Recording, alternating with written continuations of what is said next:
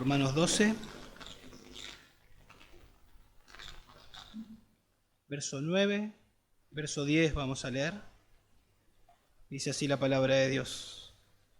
El amor sea sin hipocresía, aborreciendo lo malo, aplicándose a lo bueno. Sean afectuosos unos con otros, con amor fraternal, con honra, dándose preferencia unos a otros. Algo que Pablo está haciendo en Romanos, podemos decir, deja de enseñar en un sentido, sigue enseñando obviamente, pero la enseñanza viene del capítulo 1 al capítulo 11 y luego del capítulo 12 en adelante comienza la exhortación basándose en lo que él enseñó en los primeros 11 capítulos. En los primeros 11 capítulos creo que todos estamos familiarizados con Romanos. Lo que hace Pablo es explicar de manera detallada, de manera bien profunda el Evangelio.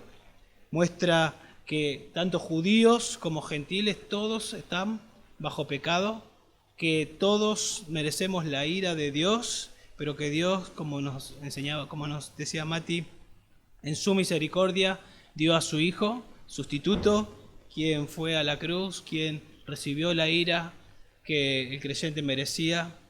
Y entonces, cuando el pecado abundó, sobreabundó la gracia.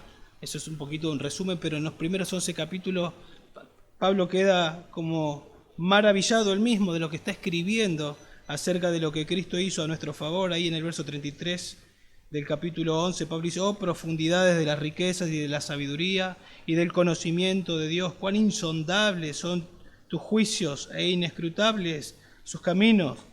Pues ¿quién ha conocido la mente del Señor? ¿O quién llegó a ser su consejero? ¿O quién le ha dado a él primero para que le tenga que recompensar? Porque de él, por él y para él son todas las cosas. A él sea la gloria para siempre. Amén. Pablo queda como asombrado de lo que él está enseñando, lo que él está escribiendo, donde está explicando, como yo le decía, el Evangelio a estos hermanos. Y lo que hace Pablo es, a través de esto, establecer el fundamento para lo que va a decir a partir de ahora en adelante, el capítulo 12 en adelante. Él va desde ahí, desde lo que ya puso como fundamento, es decirle, bueno, ahora hay que vivir de esta manera. Ese evangelio que trajo salvación es el mismo evangelio que trae transformación. O sea, no es que Dios nos salva y quedamos como estábamos, sino que Dios nos salva, Dios nos regenera, y eso tiene implicaciones. Eso se ve en la vida práctica, en la vida cristiana. En los 11 primeros capítulos podemos decir que encontramos a Dios hablando, a Dios diciéndonos todo lo que Él nos ha dado.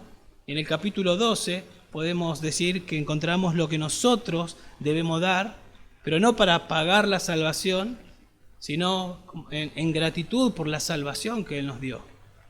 Todo lo que Él nos ha dado, y entonces ahora, igual que Pablo, quedamos asombrados. ¿Y cómo vamos a reaccionar a esa salvación? Bueno, el capítulo 12 hasta el capítulo 15 nos va diciendo de qué manera debemos reaccionar en la práctica nosotros, cómo debemos vivir, ¿sí? No aparte de la gracia, ¿sí? Es importante entender eso, no aparte de la gracia, sino con la gracia que Dios nos da. Es ocuparnos de la salvación con temor y temblor, porque Dios es que produce en nosotros el querer y el hacer por su buena voluntad.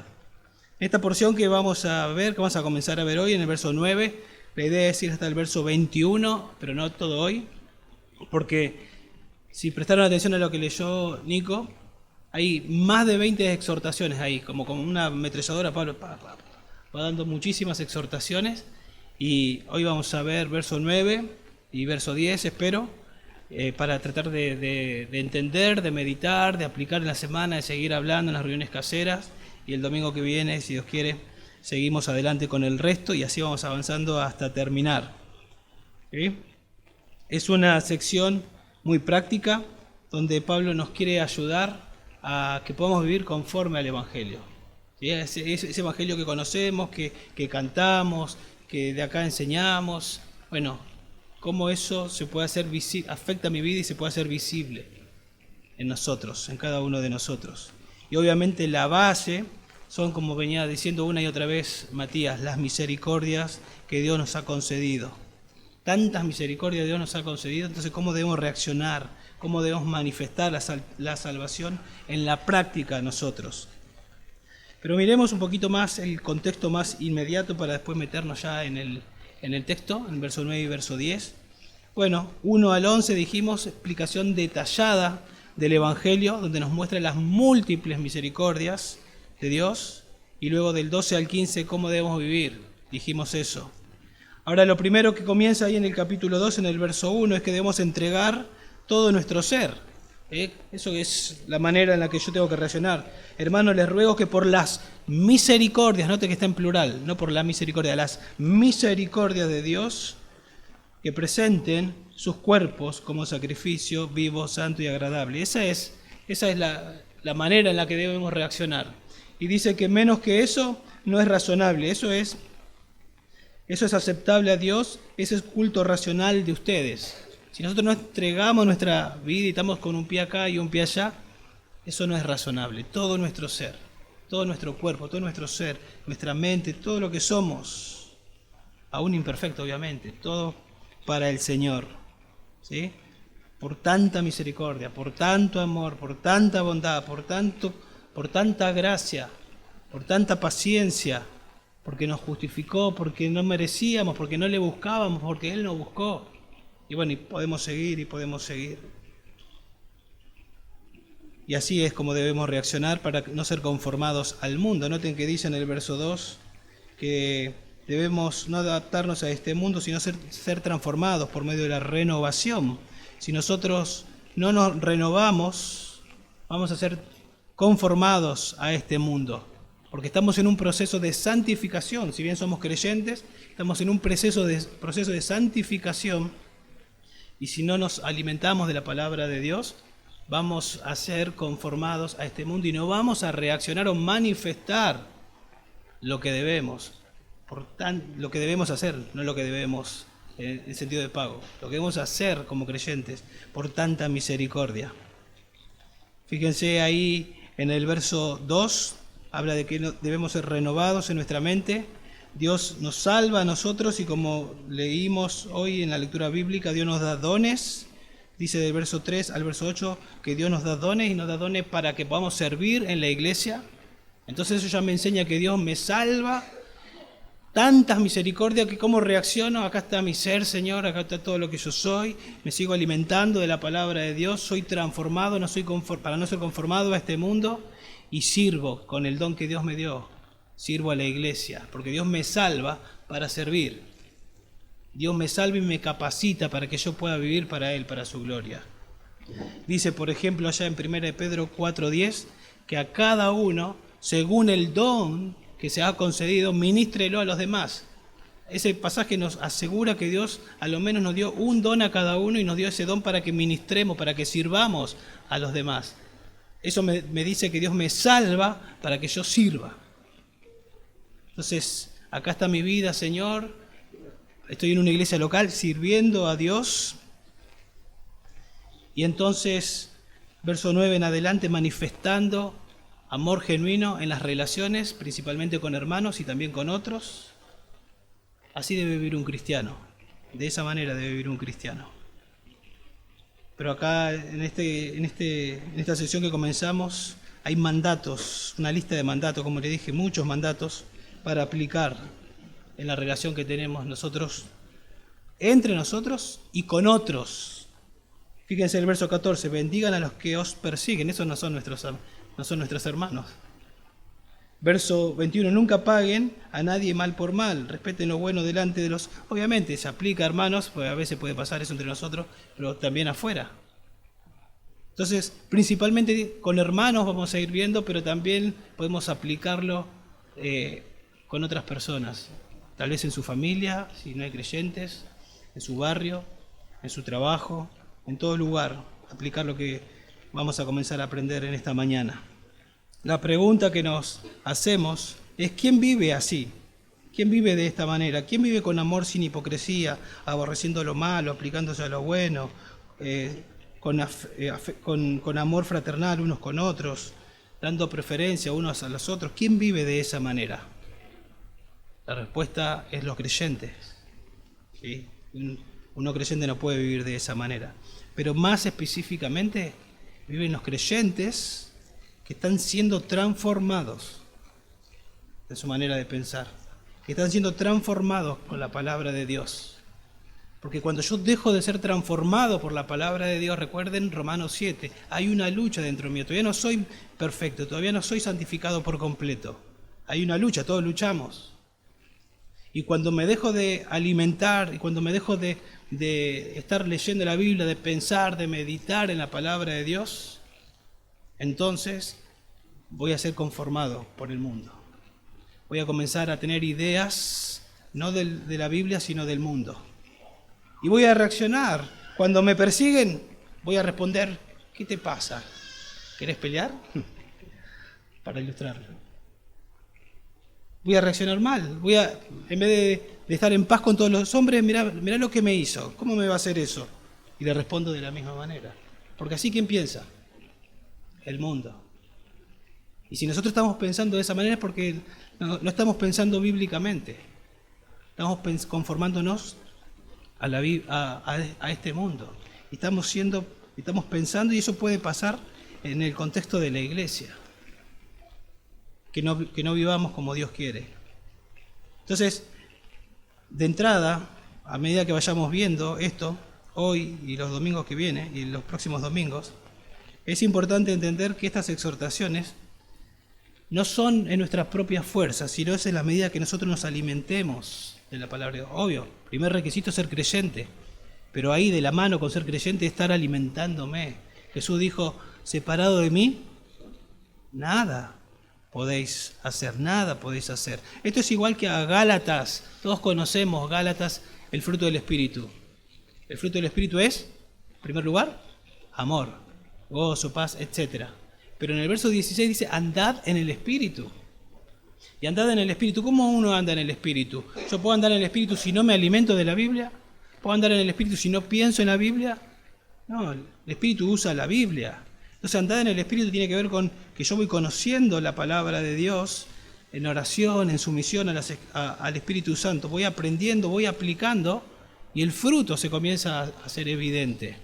Entonces, va de la mano lo que vamos a ir viendo hoy y en los próximos domingos tengo que estar pensando bíblicamente, me tengo que estar alimentando de la palabra de Dios. Así que podemos decir así a modo de aplicación antes de comenzar a desarrollar, que estos mandatos son posibles en la medida que usted y yo nos ajustamos a las Escrituras. En la medida que tengo una situación y ¿qué dice la Biblia? ¿Cómo debo actuar? Pasan cosas aún entre nosotros. ¿Qué dice la Biblia? ¿Cómo debo actuar? Nos ofendemos, ¿no? ¿Puede pasar o somos perfectos? ¿Qué dice la Biblia? ¿Qué dice el mundo? Bueno, no me saludó, se fue por allá, yo no lo saludo. Pero ¿qué dice la Biblia?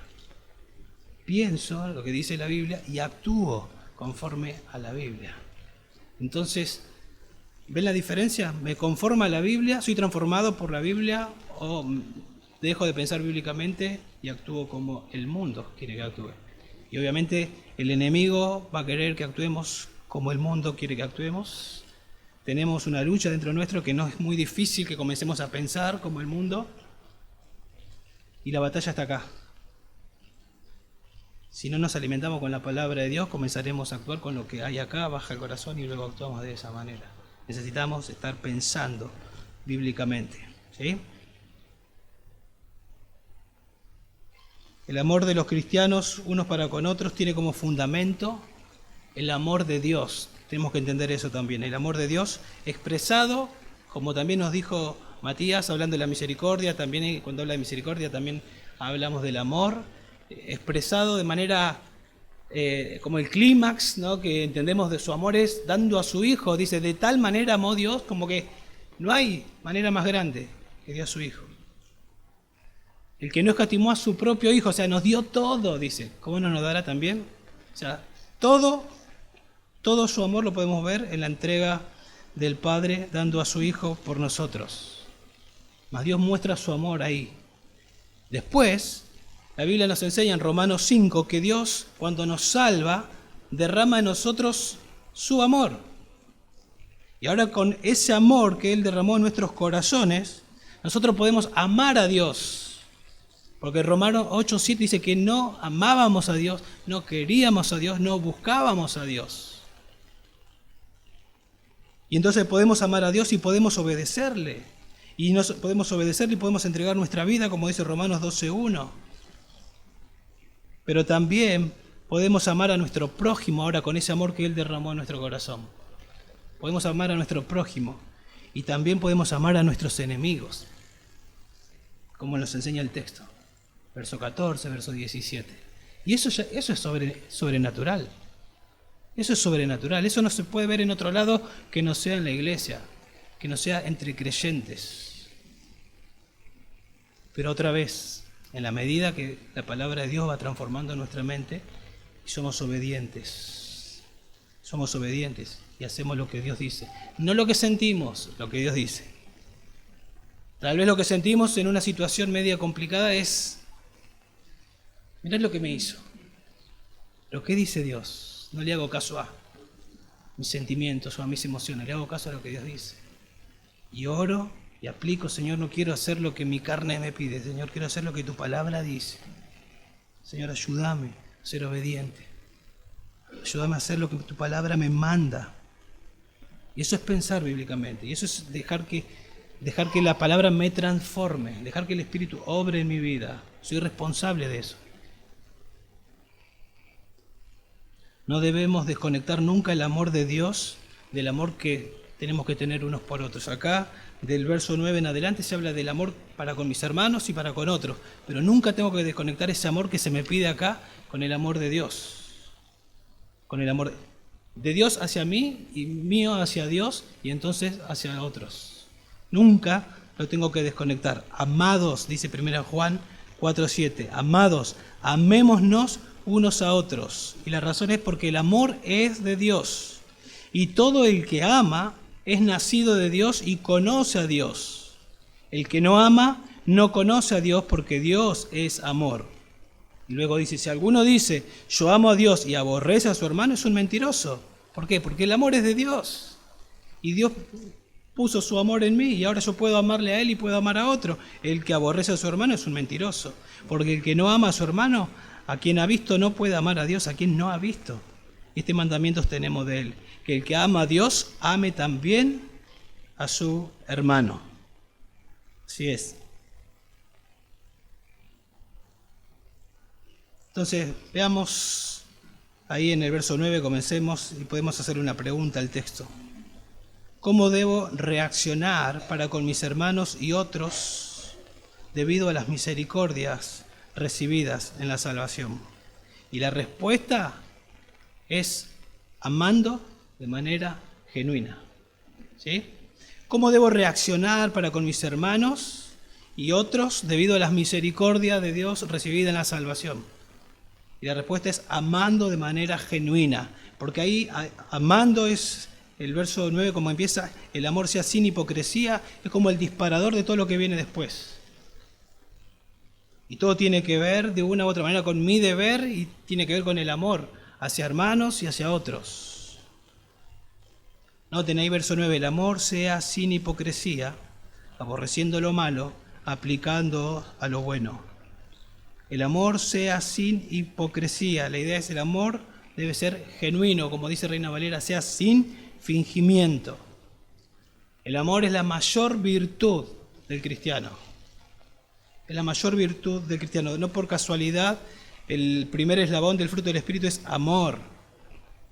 Jesús dijo, cuando tuvo que resumir la ley, el Antiguo Testamento y el Nuevo Testamento, dijo, amarás a Dios con todo tu corazón, mente y alma, y amarás a tu prójimo como a ti mismo. Antes de ir a la cruz, sabiendo que estuvo con sus discípulos y le dio las palabras bien profundas, ¿no? Siempre el Señor dio palabras profundas, que como lo que Él quería que quede grabado a fuego. Antes de ir a la cruz, la noche antes, estuvo con sus discípulos y le dijo, en esto conocerán todos que son mis discípulos, si tuvieren amor los unos para con los otros.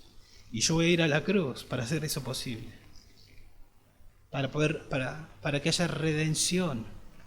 Para que el Espíritu luego venga. Les habla en el capítulo 15 y 16, 14 y 16, que va a venir otro consolador. Y por lo que nos dice Romanos, cuando ese consolador viene, derrama el amor de Dios en nosotros. Y ahora con ese amor podemos amar a Dios y podemos amar al prójimo. Y en el contexto de la iglesia, cuando nos amamos unos a otros, alguien ve y dice, acá pasa algo que no lo veo en otro lugar. Esto es sobrenatural. Esto es sobrenatural. Y ese amor tiene como fuente a Dios. ¿Sí? Tiene como fuente a Dios. Fíjense, por ejemplo, ahí en Romanos capítulo 13, verso 8. Dice, no deban a nadie nada, sino el amarse unos a otros, porque el que ama a su prójimo ha cumplido la ley. O sea, ¿querés cumplir la ley? ¿Querés obedecer la Biblia? Ama a tu prójimo. Porque esto, no cometerás adulterio, no matarás, no hurtarás, no codiciarás. Y cualquier otro mandamiento en estas palabras se resume, amarás a tu prójimo como a ti mismo. El amor no hace mal al prójimo, por tanto el amor es el cumplimiento de la ley. Y obviamente esto no divorciado de mi amor a Dios, porque si yo no cometo adulterio es porque amo a mi esposa, pero principalmente amo a Dios que me dice que no lo haga.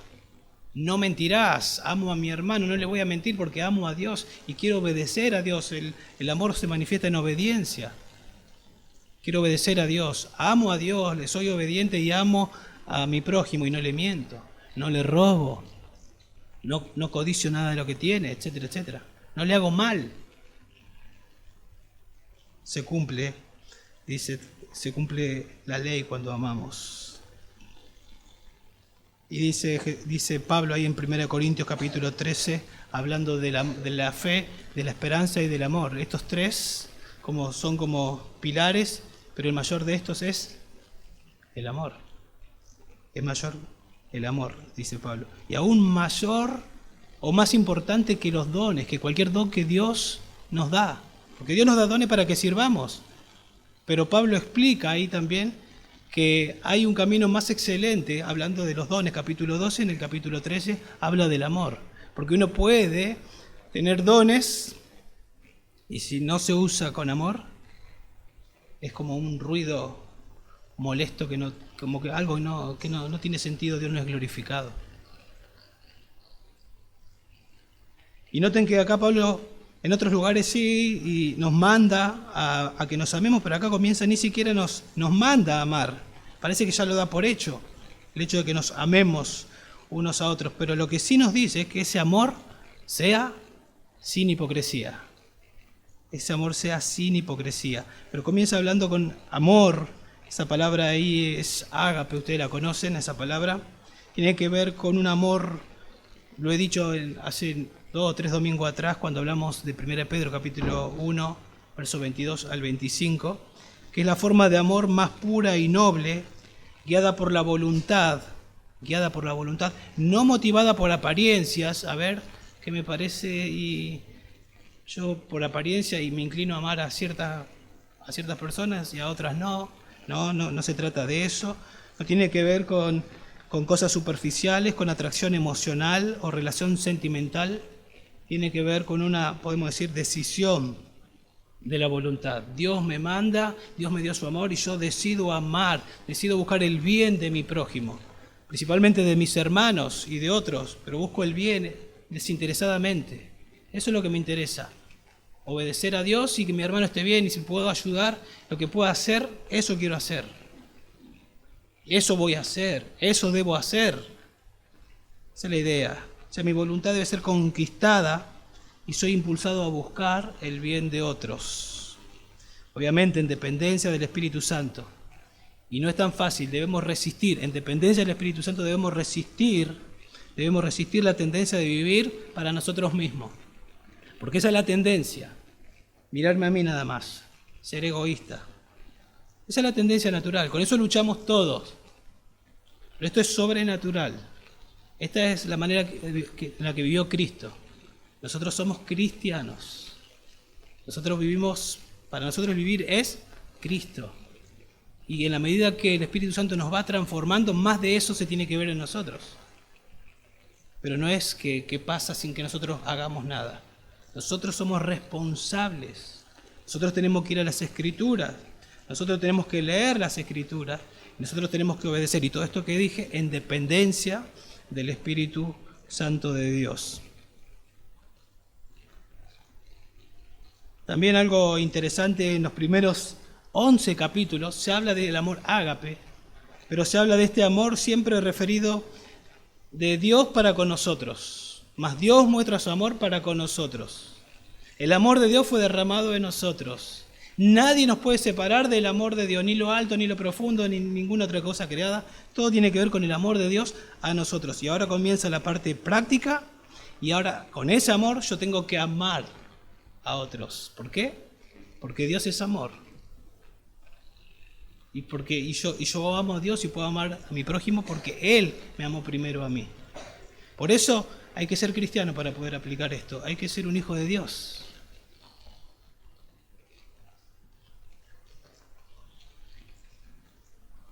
Dice 1 Pedro 1:22, que lo estudiamos hace no mucho.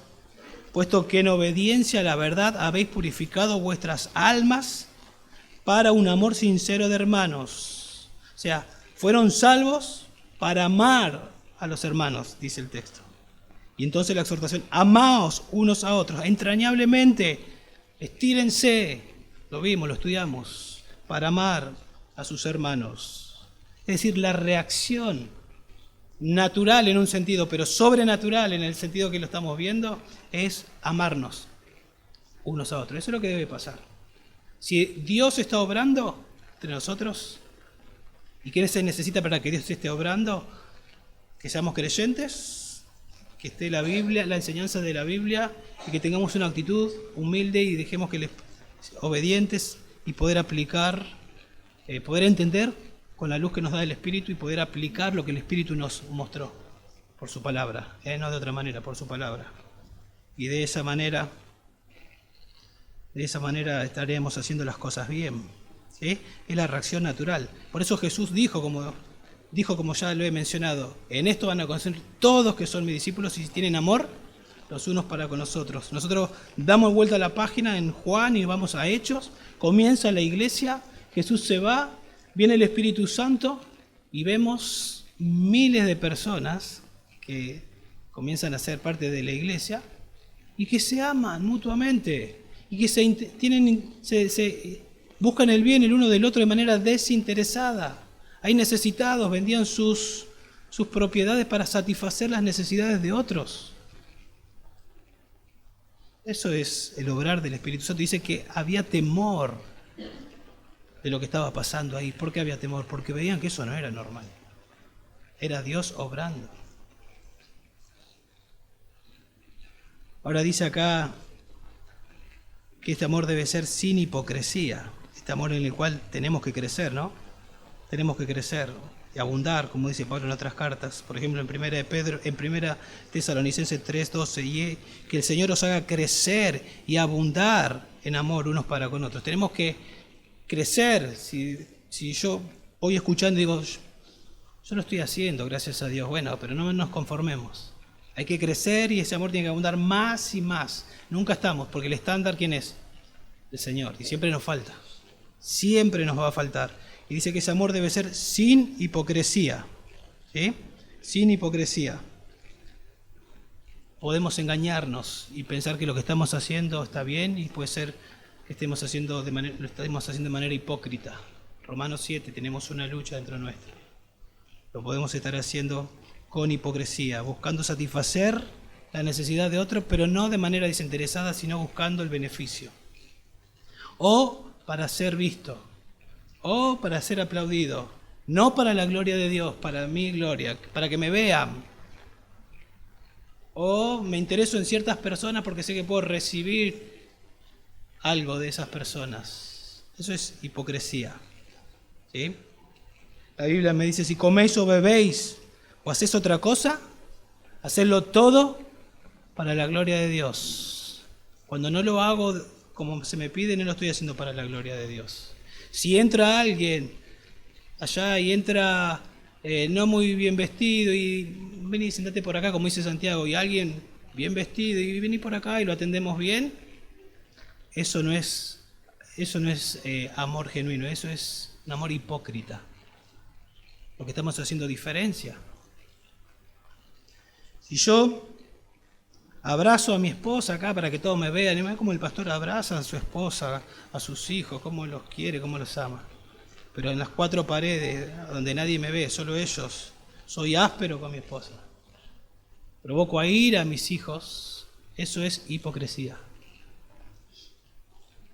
Ese ejemplo lo aplicamos a todo. Si sirvo en la iglesia y todos me ven activo, estando acá y estando allá y haciendo, pero ¿cómo sirve? Siempre está atento a las necesidades. Pero en mi casa no sirvo. Es amor hipócrita. ¿Sí? ¿Por qué no soy un siervo en mi casa y soy un siervo acá? ¿Qué pasa? ¿Dejo de ser cristiano en mi casa? Jesús dijo, más bienaventurado es dar que recibir. Jesús dijo eso, no está registrado. Lucas dice allá, nos dice que Jesús en algún momento dijo, más bienaventurado es dar que recibir. Entonces cuando nosotros damos, somos bienaventurados. Entonces yo lo que busco es satisfacer y en un sentido busco la felicidad del otro. Yo quiero que el otro esté bien. Soy motivado, quiero que esté bien, quiero satisfacer sus necesidades, quiero serle de bendición. Y cuando lo hago, quedo contento, soy feliz. Y el hermano también. Por lo que recibe, por el servicio o lo que sea.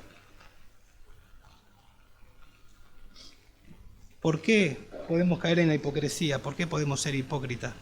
Bueno, porque estoy buscando mi bien, mi propio bien, porque soy egocéntrico, porque quiero llevarme los aplausos, porque quiero la aprobación de los hombres, porque quiero ser visto. Bueno, me tengo que examinar.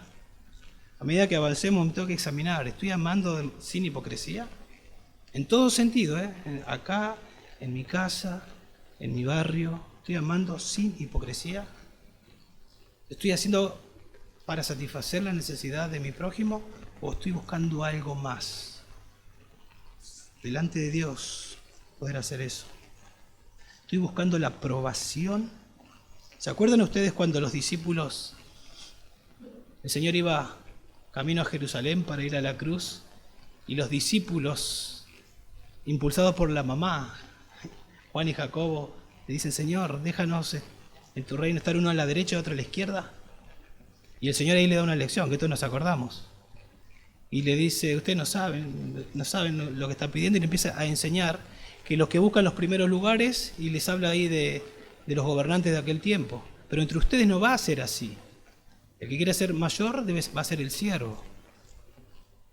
Y después le dice, le da la razón de por qué va a ser así. Porque el Hijo del Hombre, que era él, no vino para ser servido, sino para servir y para dar. Yo les voy a dar el ejemplo.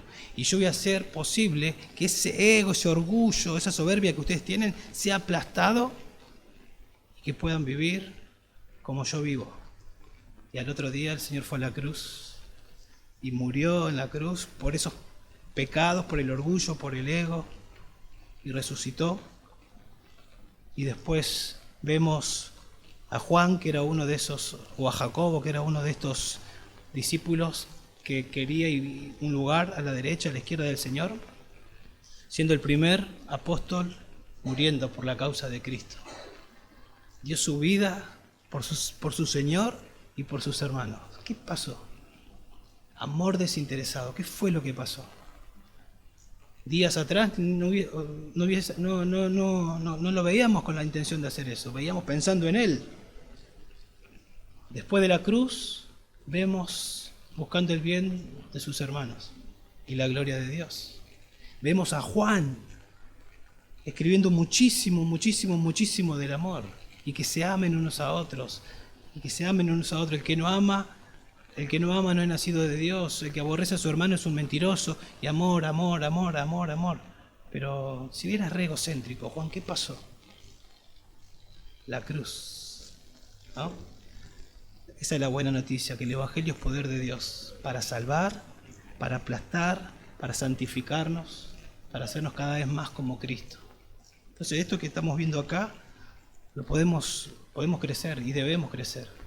Y debemos aplastar el orgullo con la ayuda de Dios. Y debemos aprender a pensar más en otros, de una manera correcta, no con hipocresía. Y la pregunta es, que nos podemos hacer al texto para seguir avanzando, es ¿cómo amo? ¿Cómo amo sin hipocresía? El texto me dice, abajo, aborreciendo lo malo, aplicándoos a lo bueno. Así dice la Biblia de las Américas. Tal vez si tiene Reina Valera le aparece como un mandato. Aborrecer lo malo, aplicar o seguir lo bueno, creo que dice. Pero la idea es como un participio, un gerundio, digamos.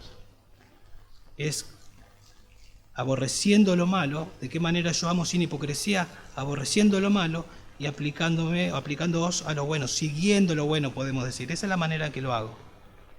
¿Y qué es aborrecer ahí? Es bien fuerte, es odiar, es detestar fuertemente lo malo, eso es. Odiar, cuando yo descubro, vamos a suponer el ejemplo que dimos de que estoy amando de una manera hipócrita y yo lo descubro, odio eso. Señor, te pido perdón, me da asco lo que estaba haciendo. Y la pregunta que nos podemos hacer es, ¿qué es lo malo? Aborreciendo lo malo, ¿qué es lo malo? Bueno, todo aquello que Dios condena. Todo aquello que Dios condena. No lo que a usted o a usted le parece malo. Lo que Dios dice que es malo. Si salimos al mundo, ¿está mal el aborto? Y para mí sí, para mí no. ¿Qué dice Dios? Es asesinato, punto, es malo. ¿Qué piensan ustedes de la homosexualidad? ¿Qué dice la Biblia? Es malo, porque Dios lo dice. Amamos al homosexual, odiamos su pecado, le predicamos el Evangelio, queremos ganarlo, obvio, porque le amamos. Porque Cristo vino a morir por pecadores como nosotros, es un pecado más. Hay un creyente que quiere tener una novia o un novio, se le están pasando los años y todavía no es creyente, pero es tan bueno y quiere venir a la iglesia y casi que se convierte ya. Me voy a poner de novio y lo voy a ganar para Cristo. Y podemos dudar, y capaz que estaría bien, porque ¿qué dice la Biblia? No os unáis en yugo desigual, aplica a un noviazgo. Si bien no está hablando Pablo ahí del noviazgo, pero aplica. Y en 1 Corintios 7:39 dice que podemos casarnos los creyentes siempre y cuando sea en el Señor. ¿Es creyente? ¿No es creyente? Es malo. Porque te amo, te digo. No lo hagas. Eso es amar. Pero tengo que estar pensando bíblicamente para poder ayudar. Para poder aplicarlo yo primero a mi vida y poder ayudar a otros. ¿Escuchás que un hermano o vos mandé a mi jefe o a mi encargado, mandé a freír churros? ¿Y vos lo escuchás? ¿Y porque lo amás? Le decís en algún momento, ¿viste? La Biblia dice, en cuanto dependa de vosotros, está en paz con todos los hombres. Y en cuanto depende de vos, no estás en paz con ese hombre. Sí, pero no sabés lo que me hizo. ¿Viste en Mateo 18? Cuando Pedro le pregunta, ¿cuántas veces tengo que perdonar? ¿7 veces? ¿Te acordás lo que el Señor le contestó? 70 veces. Y la parábola que viene después. Y lo llevas a la cruz. ¿Y cuánto te perdonó el Señor a vos? ¿Es más grave lo que te hizo tu jefe, tu encargado, que lo que vos le hiciste, lo que yo le hice a Jesús? Porque lo amo. ¿Se dan cuenta? Estamos pensando, porque continuamente nuestros pensamientos son conforme al mundo y necesitamos renovarlos por la palabra de Dios. En 1 Corintios 13:6, que habla del amor, dice, el amor, hablando del amor, no se regocija de la injusticia, sino que se alegra con la verdad. No se regocija de la injusticia, sino que se alegra en la verdad. En el Salmo 97:10 dice, lo que amáis al Señor, creyentes, los que amáis al Señor, aborreced el mal, odien el mal, sean radicales con el mal. Si tu mano o tu pie te es ocasión de pecar, córtalo y échalo de ti. Si te es mejor entrar a la vida manco o cojo que teniendo 2 manos o 2 pies, ser echado en el fuego eterno. Y si tu ojo te es ocasión de pecar, arráncalo y échalo de ti. Te es mejor entrar en la vida con un solo ojo que teniendo dos ojos ser echado en el infierno de fuego. Odio el pecado y si alguna cosa me hace pecar, lo desecho porque amo a Dios, porque odio el pecado. Así debemos pensar y debemos actuar. El temor del Señor es el principio de la sabiduría. Los necios desprecian la sabiduría y la instrucción. En Proverbios 8:3 dice, el temor del Señor es aborrecer el mal. El que tiene el temor de Dios aborrece el mal. Aborrece el mal.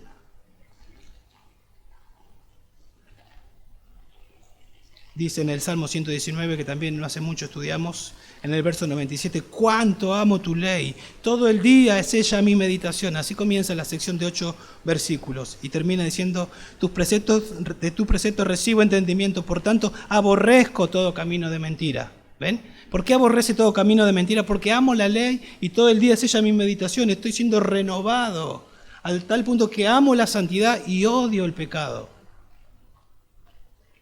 Y es lo que nos está enseñando acá. El amor sea sin hipocresía, aborreciendo lo malo, siguiendo lo bueno. Hablando de Jesús, en Hebreo 1:9, has amado la justicia y aborrecido la iniquidad. Así vivió Jesús. Cuando nosotros vivimos de esa manera, estamos mostrando a Cristo. Entonces, pienso de esta manera cuando me ajusto a la palabra de Dios. Cuando soy renovado por la palabra de Dios, cuando no pienso bíblicamente, yo voy a comenzar a pensar mundanamente y a actuar como el mundo actúa. Entonces el amor sea sin hipocresía. ¿Cómo lo hago? Aborreciendo lo malo. Y luego dice aplicando a lo bueno o aplicándose a lo bueno. Y la idea es aferrándote, pegándote a lo bueno. Las dos cosas son inseparables. Aborreciendo lo malo y siguiendo lo bueno. Pegándome a lo bueno. ¿Qué dice la Biblia? A eso me pego. Esta es la manera de expresar amor genuino. En mi casa, mi congregación, en mi comunidad, en el trabajo. Obviamente, entre hermanos tengo la obligación de hacerlo. Somos un cuerpo. Sentarme y amorosamente decirle, mostrarle, marcarle, confrontarlo. Pero en el trabajo con discernimiento se puede hacer también, porque amo a las personas. Amo, a mí me pasó. Me pasó con un compañero de trabajo que era mayor, en aquel tiempo habrá tenido mi edad, yo era obviamente, más joven, y yo sabía que estaba cometiendo adulterio. Y yo le marcaba el error, le marcaba su pecado y se reía y se burlaba. Y lo descubrieron. Y me vino a pedir, por favor, que lo ayude. Y bueno, porque te amo, si no me interesaba tu vida, me interesa tu vida, tu familia, porque Dios diseñó el matrimonio y me dolía que haga eso con su matrimonio. Y le estaba advirtiendo. Y después pudimos hablar, le pude predicar el Evangelio. Cuando Dios nos da oportunidad de poder hacerlo, y eso es amor genuino. Perdón que ponga ejemplos míos, pero para ilustrarlo.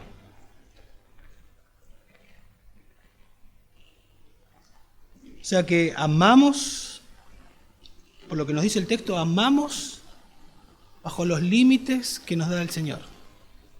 Aborreciendo lo malo. ¿Qué es lo malo? Lo que Dios dice que es malo. Siguiendo lo bueno. ¿Quién dice lo que es bueno? Dios. En esos límites amamos de manera genuina, sin hipocresía. Dios nos pone los límites. No nos podemos ir para acá ni para allá. Porque Él nos dice lo que es malo, Él nos dice lo que es bueno.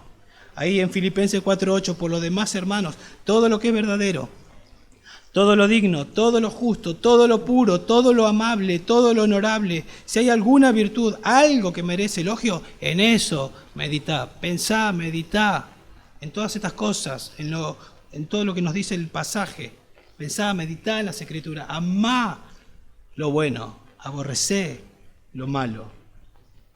O sea, ¿cuál es la clave acá? Pensar en esto.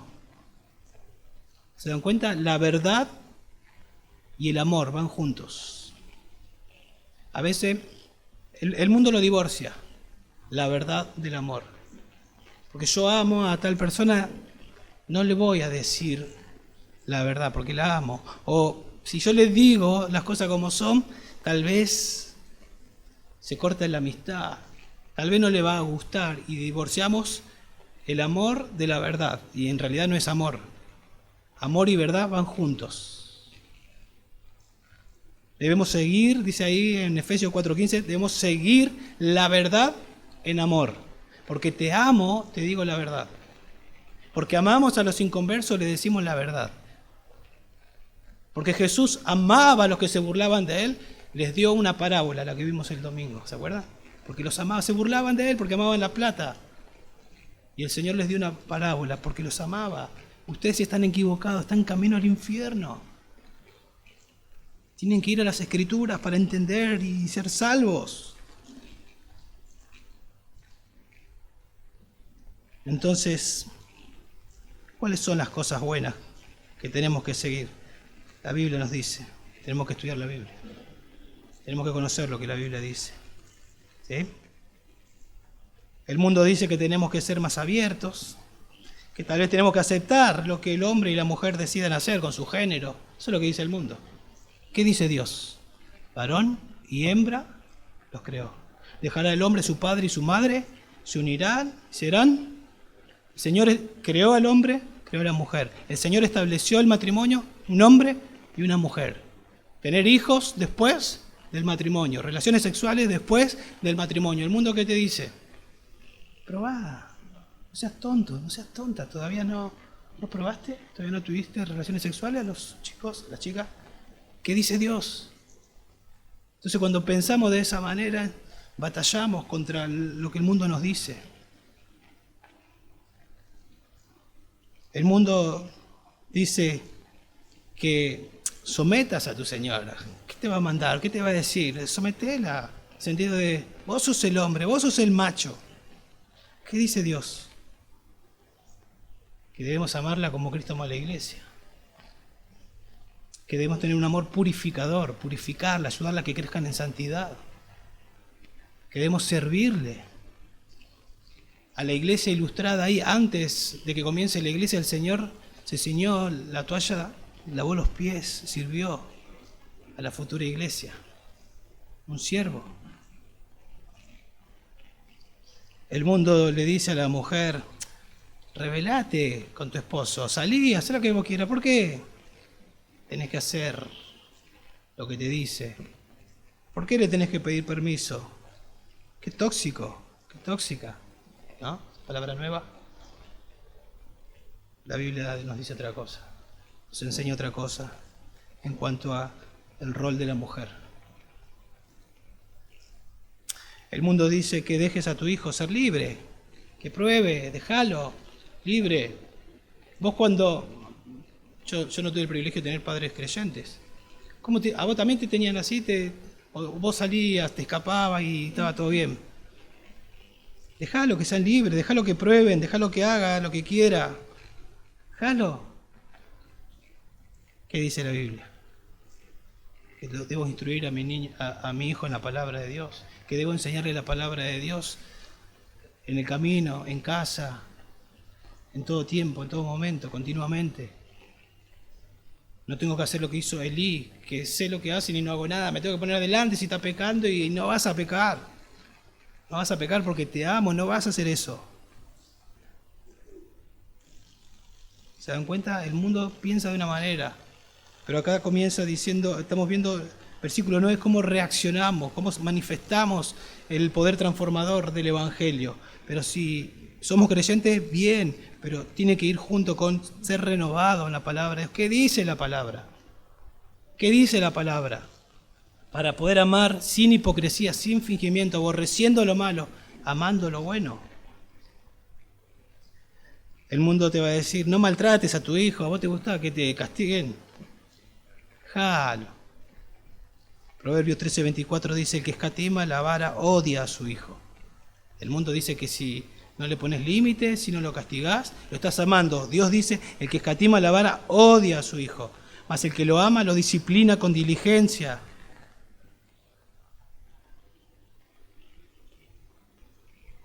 ¿Qué hacemos cuando hay pecado en la iglesia? Nos ponemos a pensar, a ver, ¿quién fue? Fulano. Pasa que son como 10 en familia, si lo confrontamos se van a ir como 10. Y encima trabaja en una fábrica que debe ganar bien. Y las ofrendas van a bajar. ¿Así hay que pensar? ¿De esa manera hay que pensar? La Biblia nos enseña cómo tenemos que hacerlo, ¿no? Si lo amamos, ni se nos cruza la mente, si son 10, si son 20, ni se nos cruza dónde trabaja. Estamos pensando en el bien de esa persona. Y porque le amamos, vamos y le confrontamos. Así debemos actuar. Y confrontarle. ¿Y qué buscamos? Como vimos en Mateo 18, que se arrepienta.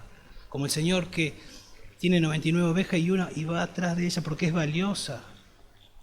Y vamos y buscamos que se arrepienta y que sea restaurada. Y si no, vamos con 2 o 3 hermanos, pero siempre con una actitud amorosa y buscando que se arrepienta y que se ponga bien con el Señor. Y si no pasa todo eso, ¿qué hacemos? Lo decimos a la iglesia y lo tenemos por gentil y publicano. ¿Pero por qué? Porque lo odiamos, no, porque lo amamos. Por eso estamos aplicando la verdad. Y todo el proceso con mucho amor, y orando y deseando que se arrepienta. Entonces amamos buscando satisfacer las necesidades del hermano. Ayudo a evitar el pecado y a que sea obediente a la palabra de Dios. Si yo los amo a ustedes, los tengo que ayudar a evitar el pecado y a que amen la verdad. Y si yo sé, voy a estar detrás de ustedes. Pero eso no es el trabajo del pastor, nada más. Todo lo tenemos que estar haciendo. Si amás a tu hermano, lo tenés que hacer. Vamos a ver el verso 10 un poquito más rápido. Sed afectuosos unos con otros, con amor fraternal, con honra, dándoos preferencia unos a otros. Sed afectuosos unos con otros, con amor fraternal. La idea es, ámense con amor de hermanos. Ahí la palabra afectuoso y fraternal son medias sinónimas. La palabra Filadelfia, todos conocemos, amor de hermanos. Se usaba para amor de hermanos en familia y comenzó a usarse en el cristianismo. Y la idea de acá, sean afectuosos unos con otros, cristianos. Ámense con amor de hermanos. Con amor de hermanos. Yo sé que hay familias, ¿no? Familias de sangre, donde tal vez hay hermanos que se odian y no se pueden ni ver. Pero no es lo normal eso. No es lo normal. Pensemos en un ejemplo normal. En una familia de sangre, los hermanos se aman. Sé de mi hermano que está pasando una necesidad y quiero ayudarle. Eso es lo que pasa naturalmente. Sé que hay casos, tal vez Jacob y Saúl en su momento, Saúl lo quería matar, pero después el tiempo los reconcilió y se trataron bien. La sangre tira. Y acá dice que debemos amarnos como si fuésemos hermanos de sangre, pero más aún, somos hermanos por lo que Cristo hizo. Tenemos un mismo Padre. Es mi hermano y pensá en cualquiera porque Dios dio a Jesús para comprarlo y lo hizo por mí también. ¿Y quién soy yo para amarlo menos? O para no amarlo, o para no conmoverlo, para no querer ayudarlo. Señor, ayúdame a amarlo. Y no tiene que ver tanto con sentimientos o emociones. Obviamente voy a ser más amigo, todos vamos a tener más llegada a unos que a otros, pero nos amamos todos unos a otros. Así debería ser.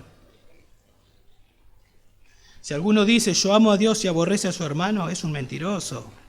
Porque el que ama a su hermano, el que no ama a su hermano, a quien ha visto, no puede amar a Dios, ya lo leímos. Dice en 1 Tesalonicenses 4:9, más en cuanto al amor fraternal, ese amor que estamos hablando, Pablo le dice a una iglesia nueva, no tenéis necesidad de que nadie os escriba, porque vosotros mismos habéis sido enseñados por Dios a amaros unos a otros. O sea, de manera intuitiva, cuando sos creyente, vas a una iglesia y comenzás a amar a los hermanos y los hermanos te aman a vos. ¿Y cómo puede ser? Estaba con mis amigos de la infancia y ahora estoy con gente que estoy empezando a conocer y ya los amo. Quiero estar con ellos. Es lo que pasa de manera natural. Y ese amor comienza a crecer y debe crecer. En esto se reconocen los hijos de Dios y los hijos del diablo. Todo aquel que no practica la justicia no es de Dios, tampoco aquel que no ama a su hermano. Hablando del amor práctico del que estamos explicando. Y luego dice la parte B del versículo 10, con honra, daos preferencia unos a otros. La palabra honra es valor, estima, le tengo valor, le tengo estima. Cristo dio su vida por ese hermano, es valioso ese hermano. Y dice, con honra, daos preferencia unos a otros. Y la idea de esa frase, daos preferencia unos a otros, escuchen esto, es ir delante y mostrar el camino. Ir delante y mostrar el camino. ¿Qué significa eso? No espero que lo hagan conmigo, yo lo empiezo a hacer. No me saludan acá, yo empiezo a saludar. Acá nadie me visita, yo empiezo a visitar. Acá nadie se interesa por mí, yo me empiezo a interesar. Yo muestro el camino. ¿Se dan cuenta? Así tenemos que hacerlo. Soy el primero en honrar, valorar, visitar, saludar, abrazar. No estoy exigiendo que lo hagan conmigo. ¿Qué lo voy a hacer si conmigo no lo hacen? Acá no me dice, fíjense si lo hacen y entonces hacelo. No, nos manda a nosotros a que lo hagamos. Y ¿saben qué? Si yo lo empiezo a hacer, estoy seguro que van a ser contagiados otros. Porque a ese hermano que estoy demostrando amor, ese hermano va a aprender y lo va a comenzar a hacer. Y lo va a comenzar a hacer el otro. Y lo va a comenzar a hacer el otro. No estoy esperando que alguien lo haga por mí, yo lo voy a hacer. ¿Sí? ¿Qué hizo Jesús? Miró del cielo y vio a toda la humanidad y dijo, voy a ir a morir a la cruz cuando uno, por lo menos uno, se interese por mí. Cuando uno, por lo menos, me empiece a buscar. Dijo eso, si no hay quien busque a Dios. No hay ni siquiera uno, desinteresadamente. No estimó el ser igual a Dios como cosa que aferrarse, sino que vino a este mundo. Cuando éramos aún pecadores, murió por nosotros. Por ese pecado, por ese egocentrismo, por ese orgullo que nos lleva al infierno. Y resucitó al tercer día para que todo aquel que en Él cree no se pierda, mas tenga vida eterna. Y muchos a lo largo de la historia se arrepienten y creen en Él y comienzan a vivir como Él progresivamente. Y eso es lo que Él quiere, porque esta es la palabra de Dios. La escribió Pablo, inspirado por el Espíritu Santo. Dios nos está diciendo esto. Dios nos está diciendo. Yo te animo que lo apliques primero, que pienses en tu corazón y que lo apliques primero en tu casa, con tu esposa, con tus hijos, y luego llevarlo a la iglesia y a la comunidad. Pensá, meditá, de qué manera lo estás haciendo. Ajustá tu vida con la ayuda de Dios. Esto que dice acá, dando preferencia los unos a los otros, es parecido a lo que dice Filipenses 2:3, que nada hagáis por contienda o por vanagloria, sino estimando a los demás como superiores a vos mismo. Tratá a otro como te gustaría que te traten a vos. Y después viene el ejemplo que les acabo de dar. Haya en vosotros este sentir que hubo también en Cristo, el cual siendo en forma de Dios, se humilló, vino y hizo lo que hizo en la cruz. Ese es el mayor ejemplo de humildad, de amor desinteresado, prefiriéndoos los unos a los otros. Por eso, hermano, cuando nosotros terminamos de explicar y vienen los avisos, la última canción, los avisos, le decimos, no se vayan rápido. Es para que podamos tener tiempo para aplicar un poco lo que acabamos de ver, reuniones caseras, queremos que vayan a reuniones caseras para seguir aplicando lo que aprendemos. Y que esto esté pasando entre nosotros y no me tengo ni siquiera enterar de qué está pasando. Que se están visitando, que se están llamando, que se están animando, que se están confrontando, que se están amonestando, todo en el contexto del amor sin hipocresía, porque aborrecen lo malo y siguen lo bueno. Hermano, el Señor nos capacitó para eso. Dio a su Hijo, como vimos, y derramó su amor en nosotros, para que podamos amar a Dios y amar al prójimo como vimos. Pensemos, meditemos y seamos hacedores de la palabra, y no tan solamente oidores.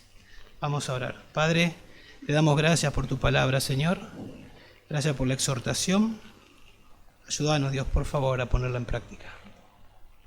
Señor, ayúdanos a pensar, a meditar, a conocer más la verdad, Poder odiar con todo nuestro corazón el pecado, Dios, mantenernos lejos del pecado y amar la verdad. Vivirla, Señor, y amar a nuestros hermanos de una manera genuina, sin hipocresía. Porque eso te glorifica, porque eso hace que el Evangelio sea visible, porque eso trae gozo a nuestras vidas y te da gloria a ti, Señor. Ayúdanos, en el nombre de Jesús. Amén. Amén.